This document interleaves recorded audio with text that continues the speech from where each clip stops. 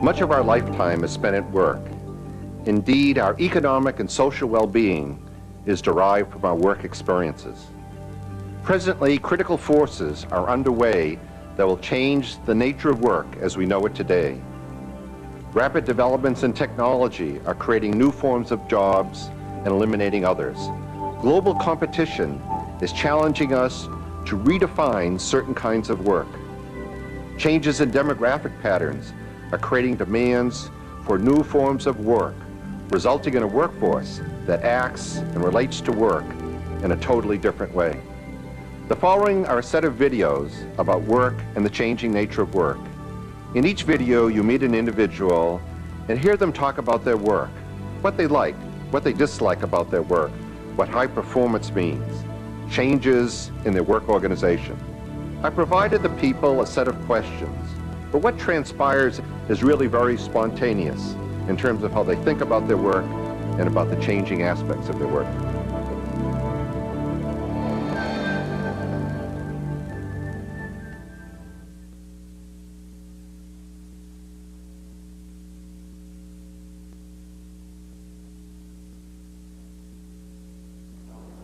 I'd like to introduce you to Dick Sire. Dick was president of Carnegie Mellon University for more than 17 years. Most people would say that Dick is one of the real experts in organizational change in higher education. Dick and I had a series of conversations about the introduction of the Andrew system at Carnegie Mellon University. The Andrew system was one of the first large computer networks introduced in any organization. And the computer science department had gotten an idea of connecting a number of mini computers and getting the ability to communicate with each other and to, if necessary, use the power of all of these minis for some calculations. They were not able to get any company to support them, and the idea dropped. However, I thought it was a great idea. And I talked with a number of the people that had this idea in computer science.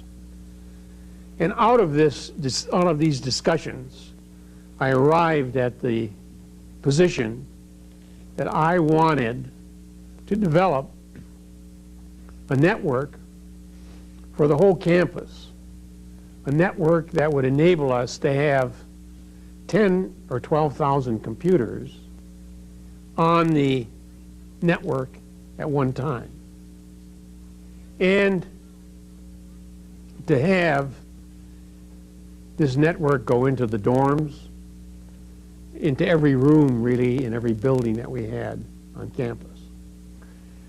I thought we could do some great things educationally with such a network. I envisaged students in their rooms at 2 o'clock in the morning when most of the work gets done, being able to reach the library and get, say, an article that they wanted to reference for a paper, or maybe even to read the article. So I had, at that time, an outstanding person for academic vice president, Richard Van Horn, who was an excellent computer person. In fact, had been the co-author, I think, of the first book out on computing. And Dick and I used to spend lots of time after 5 o'clock in our offices talking about the university and ideas. And I broached this idea to him, and he liked it a lot. As they say, it resonated. And he began to do some thinking about how we might organize the university, what new institutions we might need in order to get this idea moving. But it was obvious that it was going to be an expensive idea, because we were talking about wiring this whole campus. In terms of getting the financing, We went to DEC, got a good audience with their CEO and all their top executives, and they were very interested in the idea. They recognized it as a new idea. It's maybe hard to believe that a network is a new idea, but as Paul was mentioning, in 1980, it was a brand new idea. So we waited for 2 or 3 months and never heard anything further from DEC. And I'm rather impatient, and so I called up a friend of mine who was vice president for research at IBM. And I described the idea over the phone to him and asked him whether he thought that IBM would have any interest in the idea. And he just about leaped through the phone at me and said he thought they would have a lot of interest in the idea. So we went there, presented the idea. Within a week, we had their interest, and they, and this is to emphasize how new the idea was, they wanted to do a feasibility study. They weren't certain that you could have a network of that size on. So they spent 6 months from January to June on a feasibility study and spent probably $300,000 on it and decided that it was feasible. Then we had to negotiate with them to get a contract. They're a really bureaucratic organization. And in October, I think of '81, we arrived at an agreement and were prepared to go ahead.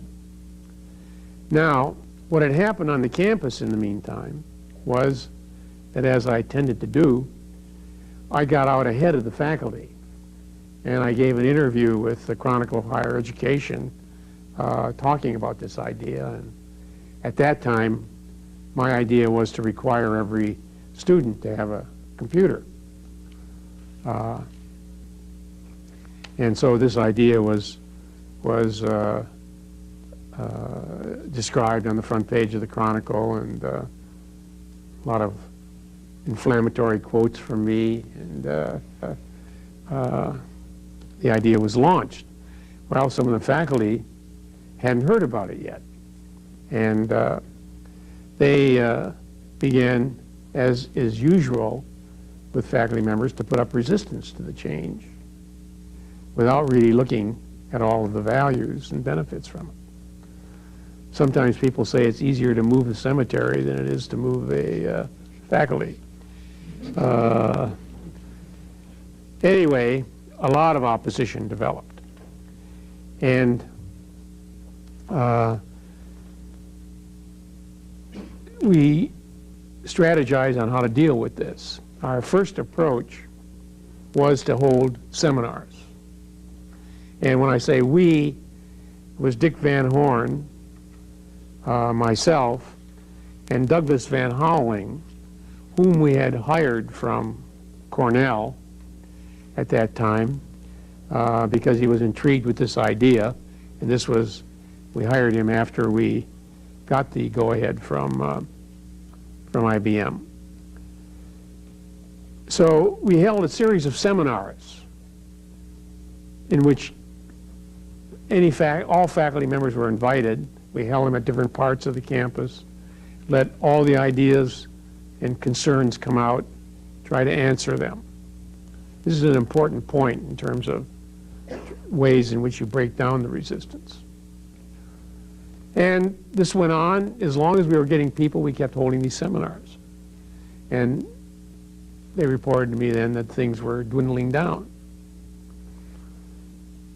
But there was still sniping. And so I put together a committee up by an outstanding computer scientist, Alan Newell. It had about 17 people on it, faculty members, administrators, students, staff. I gave them as their task to describe the future of computing at Carnegie Mellon. Now, one reason I chose Alan was that I knew he was obsessive about any jobs that he took. I mean, he would give 24 hours a day to it and would wipe everything else off his mind and just go at that like a bulldog. And so he took this committee, went around to each department. I gave him some funding so he could have them to dinner. And he stayed there with this committee as long as there were any questions at all, long into the night if necessary. And he went to each of these departments and then wrote a report which described the future of computing, which was having a network and this decentralized computing. That was the last time there was any negative word about the idea of the network. We really, in other words, gave the opposition so much opportunity to express themselves and answered every question so that they were worn out. They no longer had anything negative, and I think were converted. Well, I think implicit in the way I described eliminating the opposition, that was maybe a little bit misleading. What I think we did there was to have redundant communication. I think that's a critical ingredient in bringing about any sort of change. In an organization, whether it's a business organization or a nonprofit organization, communication is one of the most difficult elements, and particularly communication of a new idea. And redundancy is the essence of communicating a new idea. You've got to say it over and over again in clear language to many different groups and get it into people's minds so that they begin to think it is their own idea. But in other words, And I think that's vital in terms of change. We had formed an organization called the ITC, the Information Technology Center. And that was the group that was to develop the programs to implement this idea of the network. We had a computer scientist as the head of the ITC, the one we hired from Xerox. And we had 10 IBM people. And these people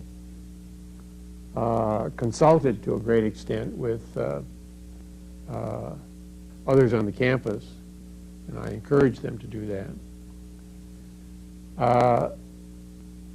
We would have periodic demonstrations as they made progress, as well as discussions on what was going on. But it wasn't a case where we had everybody on campus working on trying to develop the network. We had concentrated on these 30 people in the ITC, plus at least 2 people, the Vice President of Academic Affairs and Director of Computing, Douglas Van Holling, having responsibility. And then we had these meetings. They went from 3 months to every 6 months, which I would attend, where we'd have IBM people and the Carnegie Mellon people. So it wasn't such a big coordination job as much as keeping people focused. I think it's had a major impact on Carnegie Mellon in that we have first jumped ahead of all other universities. And that was a source, I think, of real pride to both faculty and students. Nobody for many years had anything like our computer setup.